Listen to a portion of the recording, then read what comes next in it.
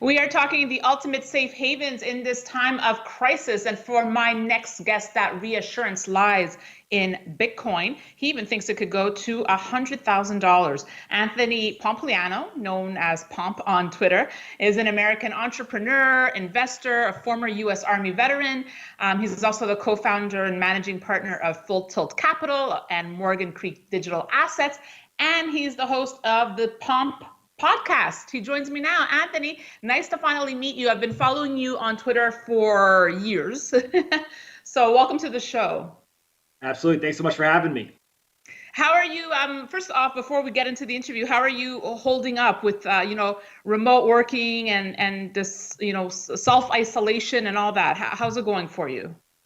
Yeah, things are great. I think most people who are involved in a lot of the lines of business that we are already were pretty familiar with remote work, and so really no change of course there. Obviously, not everyone is fortunate enough to be able to do that, but for us, hasn't been so disruptive, and so we're kind of business as usual. Yeah, I guess you're right. Same here. I've been used to working remotely and under varying degrees of conditions. So I want to just dive into it here. I listened to one of your podcasts from March 20th, where you gave a score to Bitcoin, oil, gold, equities. So you rated Bitcoin an 11 on 10, equities 8 on 10, oil 5 on 10. At the bottom of the list is gold at a 3 on 10. So I want to understand your rankings here, because yesterday we saw that stocks had the worst first quarter ever. Bitcoin is down 10%, yet gold, Anthony, last man or woman standing, up 4%. Still one of the best performing assets out there. For sure. So I think part of this is a lot of the analysis that I'm doing is looking out over the next 2 years or so, right? So I don't really worry about kind of short-term price performance. Instead, much more interested in the long-term, medium to long-term price performance. And the reason why I kind of rated the things I did was take gold to start with. It's very stable. It's done the job that a lot of people want it to do, but that volatility works in its favor in times of market drawdowns, but it works against it in times of market recovery, meaning that you just don't get a lot of volatility in gold. And so what I said was over the next 2 years, given all of the quantitative easing, kind of the inflation hedge aspect of gold, I could see us moving into kind of the $2,000 to $2,500 range for gold. But that's just not a very material increase in value compared to what I think other assets will do from here. And so if you then look at something on the other end of the spectrum like Bitcoin, Bitcoin's incredibly volatile. It drew down 50% at one point. It's down 30% or so, depending on what date you look at. But over a year-long period, it's still up, 35, 50%, depending on when you go back to. And over the next 2 years, I think that it'll have hundreds of percent of appreciation given the quantitative easing and the volatility it brings. And so it's less about kind of what's happened in the past, and it's much more about forward looking. What do I think will happen to that asset given the environment we're going to? Okay, so you invite volatility. You want assets with this volatility.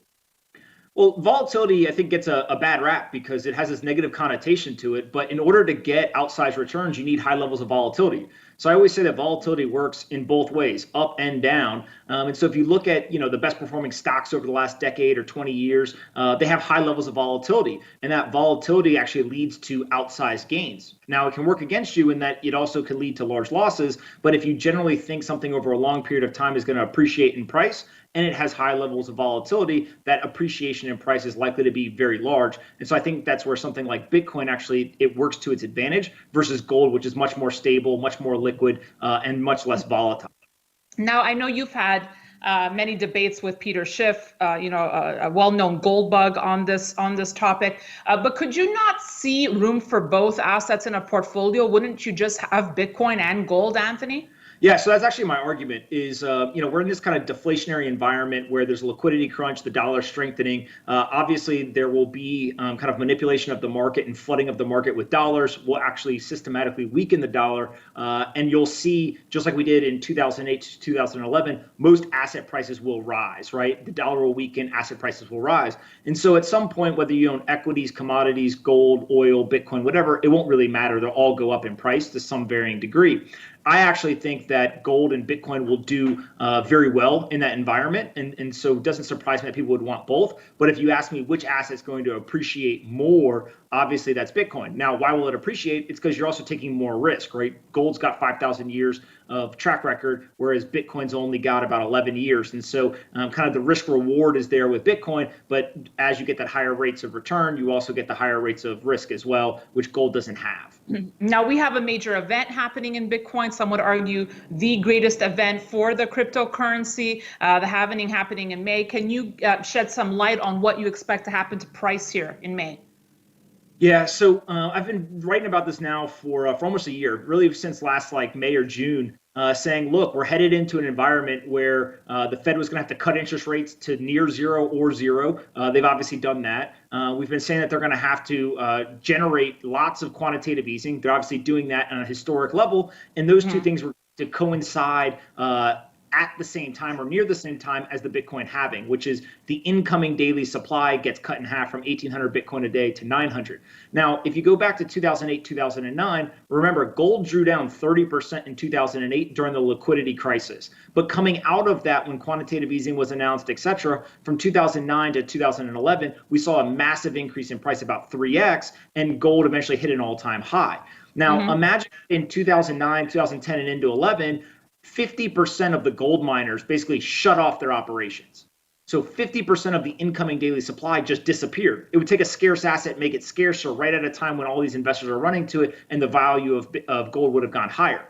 That's essentially what I think is about to happen here. Everyone's going to look for inflation hedge assets, whether it's Bitcoin or gold. As they do that, you're going to get the Bitcoin halving. 50% of the daily incoming supply gets taken away. And so you're taking a scarce asset, making it scarcer right at the moment that everyone wants it in their portfolio. And therefore, I think that it provides this rocket fuel kind of for the future outlook of Bitcoin. But your forecast is anywhere between 20,000 to 100,000. Right now, we're sitting a little over 6,000. So a pretty wide range there, Anthony. Yeah, so I actually believe, and I've kind of gone out publicly on record at saying, I believe Bitcoin will hit $100,000 by the end of December 2021, so a little over 18 months from now.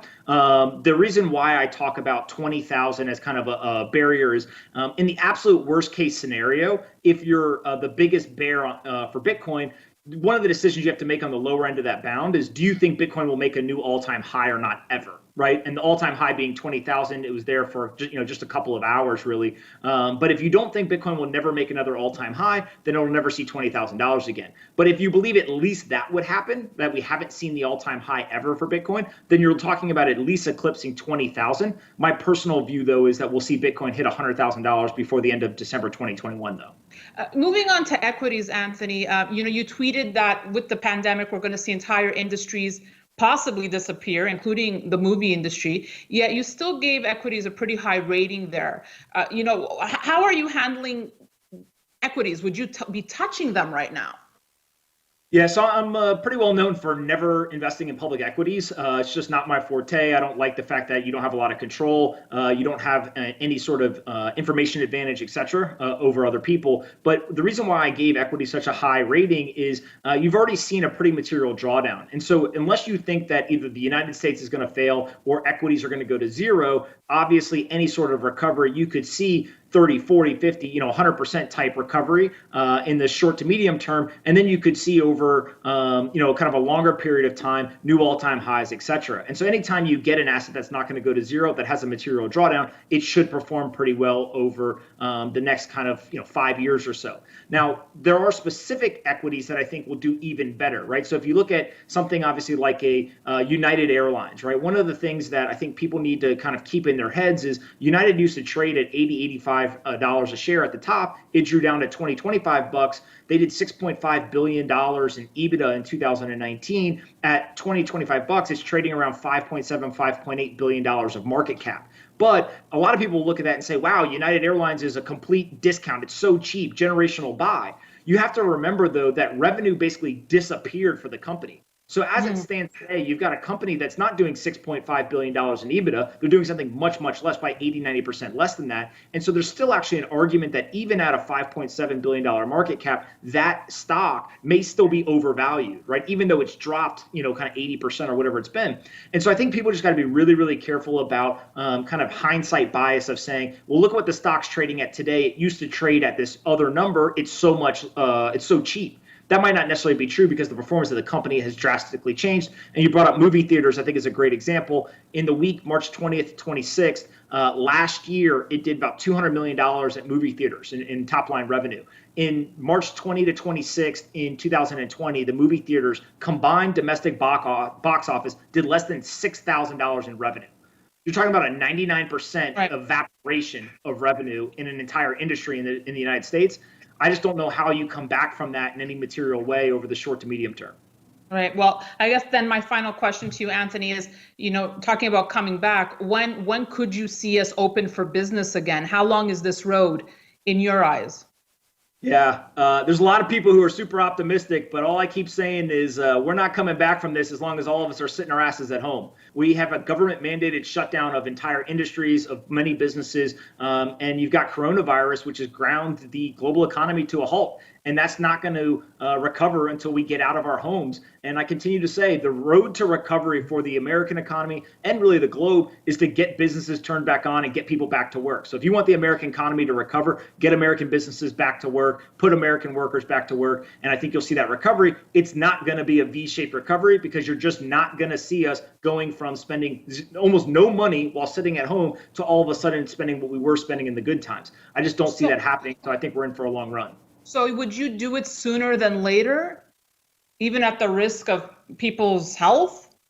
Yeah, so I tend to think that one of the big concerns here is we're faced with two crises. We have a healthcare crisis that's causing an economic crisis. But the problem with a lot of the decisions that are being made right now is we have bad data, right? So if I asked you right now, how many people in the United States have coronavirus? Nobody can answer that question. I can't answer it, and neither can anybody else, because we've only tested about 895,000 people out of the 330 million Americans. As of Saturday, this past Saturday, 895,000 people have been tested. We don't know how many people actually have it.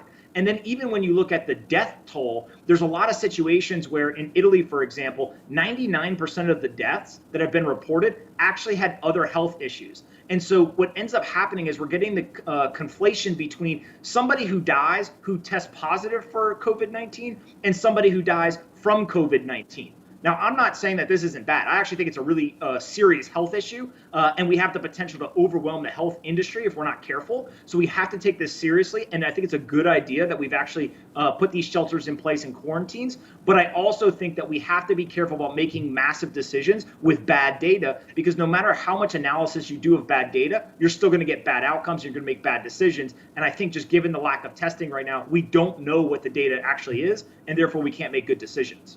All right, Anthony Pompliano, thank you for your thoughts. Thank you so much for joining me. Stay safe, and we'll talk soon. Absolutely. Thanks for having me. I hope you guys stay safe as well, and we'll do it again soon. Thanks. Thank you. You can follow Anthony at Pomp, and you can follow me at Daniela Camboni. We'll have much more for you on Kiko.com. Thanks for watching.